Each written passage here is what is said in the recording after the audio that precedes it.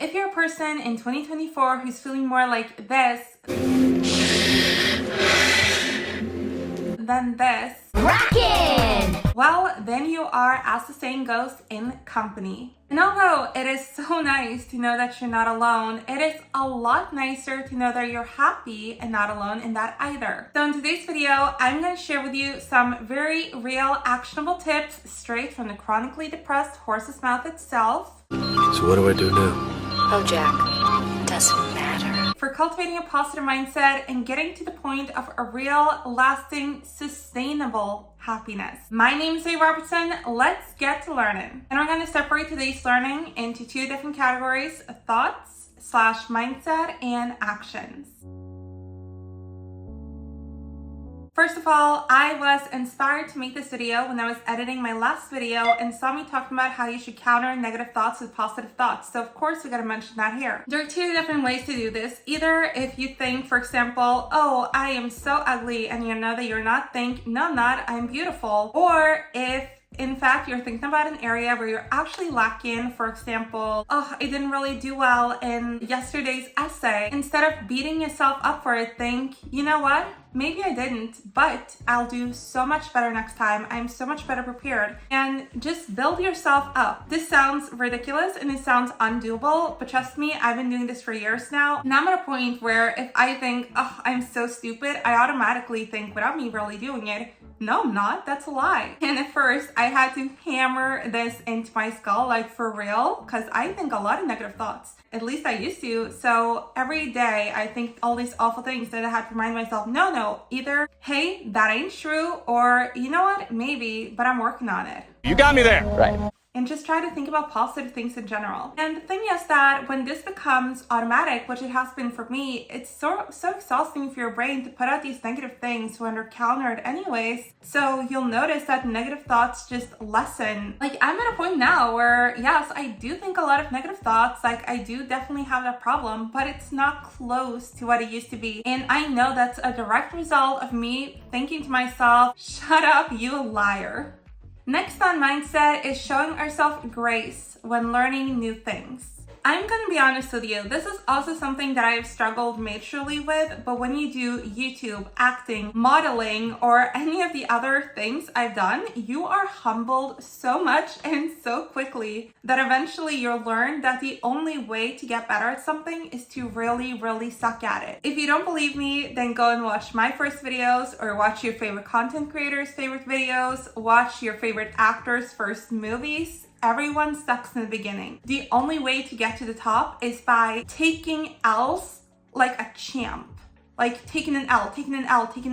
Loser. Every L is like a step on the staircase to success. That is literally how you get better. You have to do a bad job over and over again until you're eventually doing a good job. I don't remember who said it, but I think it's either an entrepreneur or a financial person who said something like, if you're not failing regularly, you're not taking big enough risks. If you're just doing a stellar job and you're coasting, great, but then you're coasting. If you want to get better at something, you have to take on bigger and scarier projects and roles and tasks, and you're going to fail. So both when you start something and as you go forever, you're forever going to be learning new things, and you forever are going to be failing your way to success. So whenever you're sucking at something, remember, like, hey, this is how we get good. Like, I used to not want to learn new things and like shy away from things I sucked at. You suck. Because I used to just hate the feeling of being bad at something, showing other people that I was bad at something, just failing, you know? But now I'm like, hey, I can learn this. I don't know, I think it's something with age where when you're an adult, you constantly have to do things you're uncomfortable with and that you don't know yet, where eventually you realize, like, hey, actually, basically everything that I don't know, I can learn. Like, I used to think like, oh, I can't do that. No, I can't do that. Oh, that's just not possible for me. And then eventually I learned, like, that's just not true. And this is the dumbest example ever, but I was sick and at home a few months ago, and I really wanted to try playing Injustice, you know, a DC game.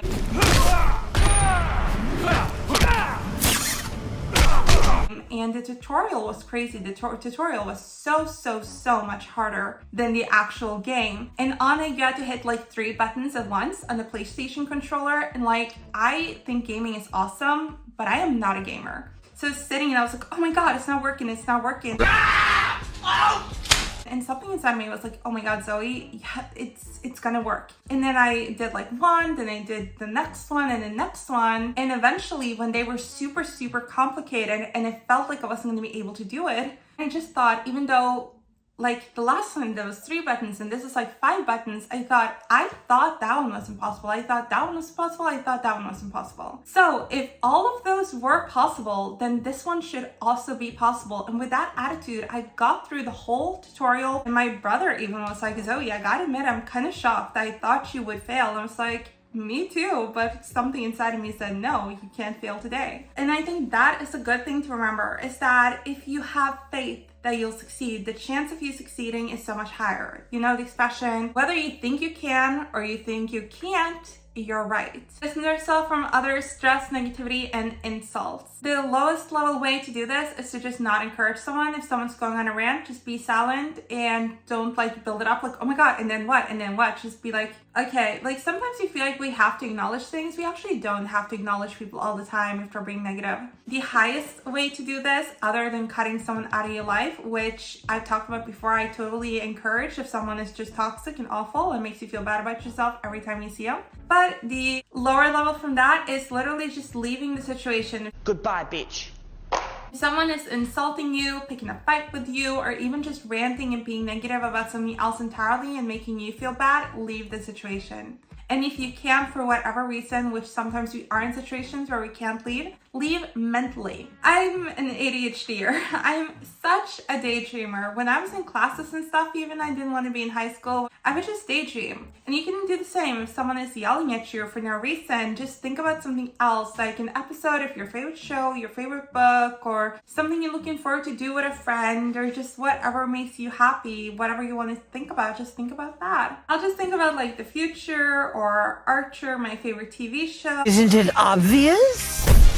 Or like how I would love to decorate an apartment, whatever, like just whatever makes me happy, you know, to just get out of the situation, because you don't want all of that stress. Stress is a killer. And again, a lot of the times that element or in those people that are making us feel bad are social media. Like if we compare ourselves to people on there, or we see all of these war stuff and politics in general, or just feel stress over what we are posting, how people are responding to what we're posting. And for that reason, a shout out to my book, 45-Day Digital Detox Journey, which tells you how you can cut down on social media without necessarily cutting it out, and just to feel happier and more at peace and have a better relationship with social media, a more productive relationship with social media. So absolutely recommend. Obviously linked in the description. Next is, don't try to change everything at once. A lot of the times if we're in a really bad place and we're thinking, what do I like about my life? What don't I like about my life? What do I need to change? The answer can be everything. Hate this partner, hate this house, hate this town, hate this job, hate my fucking wardrobe. Hate. Double hate. Load! You know, like everything is wrong. But if you go after everything at once, you will not succeed. And it's a form of self-sabotage, because you know that. Rome wasn't built in a day, and neither will your dream life be. Your dream life is there, it's available, but of course you can't change everything at once, and we know that. And so we try to, as a way of sabotaging yourself and saying, hey, well, I tried. No, you didn't. And instead of doing like, oh, I'm gonna fully renovate the entire house right now, or oh, I'm gonna lose 48 pounds right now, just be like, hey, what are the steps I need to take? What are my daily actions? What are the habits? And get into that. And 100% listen to James Clear's Atomic Habits. I say this every time. Changed my life, like literally though. Link in description. Find out what habits you need to implement and then slowly implement them into your life. Don't change your entire routine, because you gotta have something to hold on to. But slowly change your routine and focus on habits and daily actions, not those big grand moments. Life is 99% made up of small moments. Those are the ones that truly matter for your perspectives.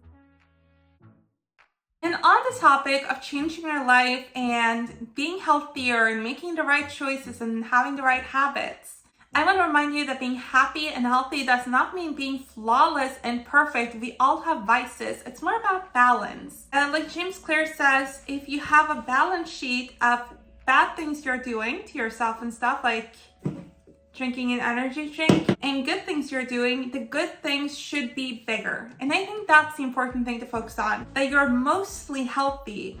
But if you're strictly healthy in that sense, you'll sort of lose out on stuff life has to offer and sort of torture yourself. And personally, I think that if you're living life 100% perfect and sort of painful, then it doesn't really matter if you live to 140 because it kind of sucks. And of course, also, if you live life like it's a damn party and you only live to 40, well, that sucks too. I think it's about balance, being mostly like strictly healthy, but also being able to be like, oh, I actually want a glass of wine. Or like, you know what?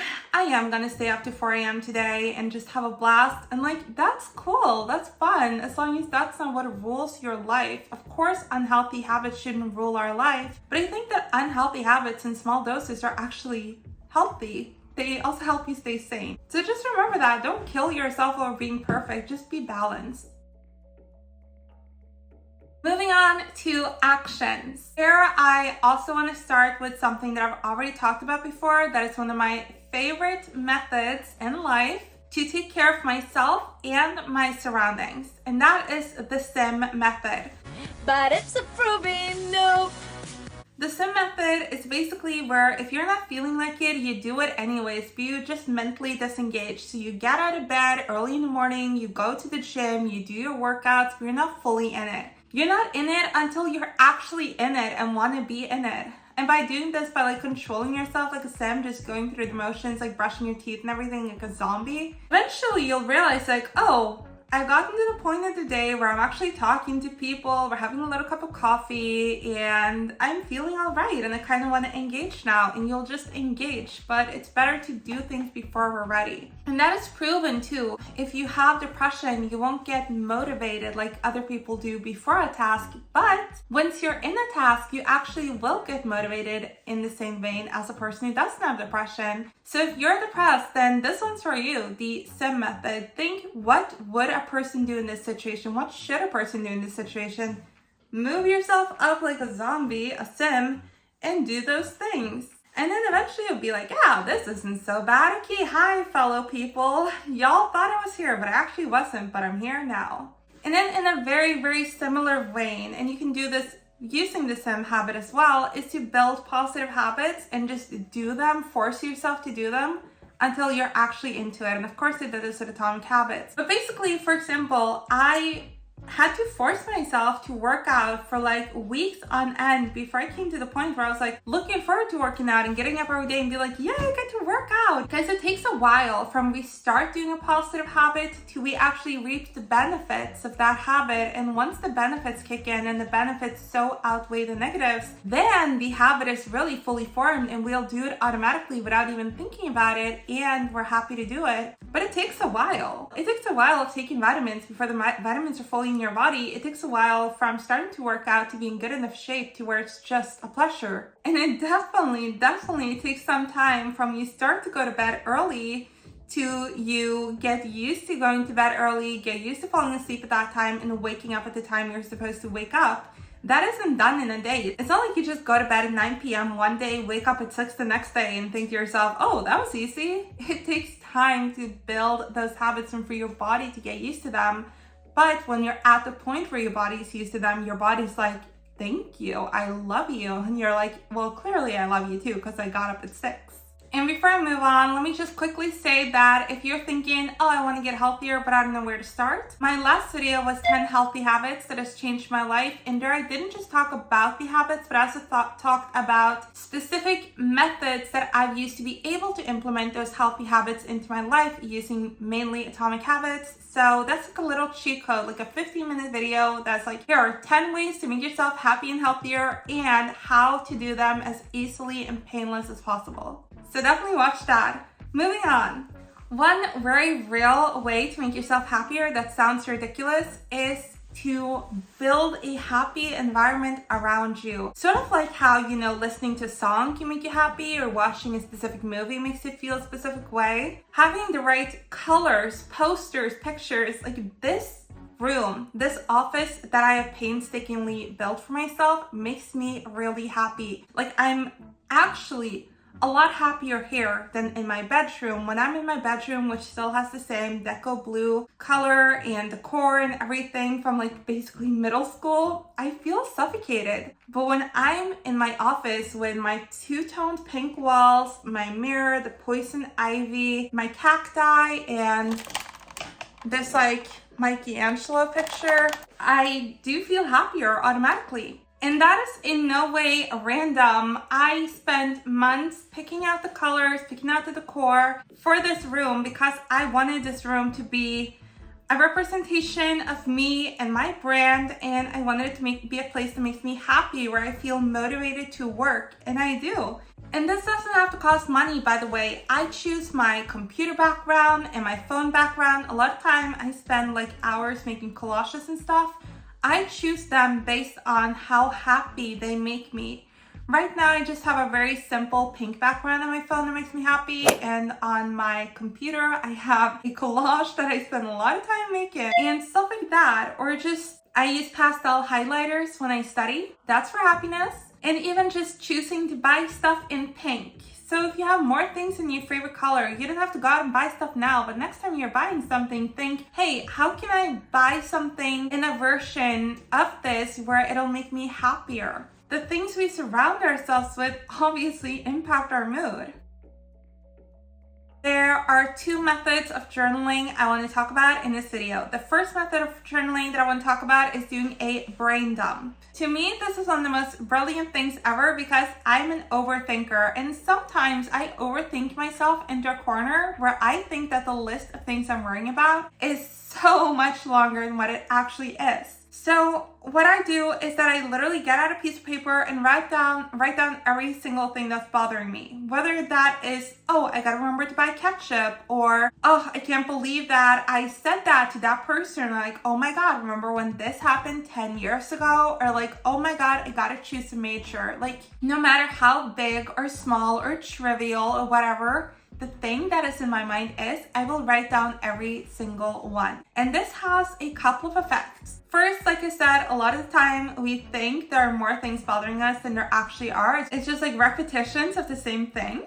And secondly, once we have things down on paper, we don't have the added stress of not only stressing about things, but stressing about what if I forget to stress about this. Once it's down on paper, okay, I won't forget it. And so a brain dump literally dumps the shit out of your brain, puts it on a paper, and you don't have to walk around with all of that in your brain anymore because it's on the paper. You won't forget it. And so it actually just eases you automatically. And like I said, one of the most brilliant inventions in the world. I don't know who invented the brain dump, but thank you so much. There's just something about just getting it all out. And there's also the thing, you're only as sick as your secrets. So like how sharing or saying things out loud helps. It also actually helps to write things down. And I know that even when I was a teenager and stuff and like struggling with like relationships and all of that drama, I would sometimes just write down how I was feeling on a piece of paper and it would just go away. And Bria Jones said that she'll do this, and a Dallas-based influencer that I watch religiously, she said that she'll just write down her brain dump and then throw out the journal piece of paper. And I think that, or burning it or whatever, is just brilliant because then it's written down, but it's also away. Obviously, that's for things you don't have to remember. For example, like if you had a fight with someone and you have a lot of emotions, you want to get them out, and you get them out by paper. And a lot of times also, not only will you notice like it's not as much as I thought, a lot of times not as bad as you thought. Our brain really, really loves to dramatize things, to make things seem like, oh my God, this is the worst thing ever. It's too much pressure! But when you see it on paper, you're like, oh.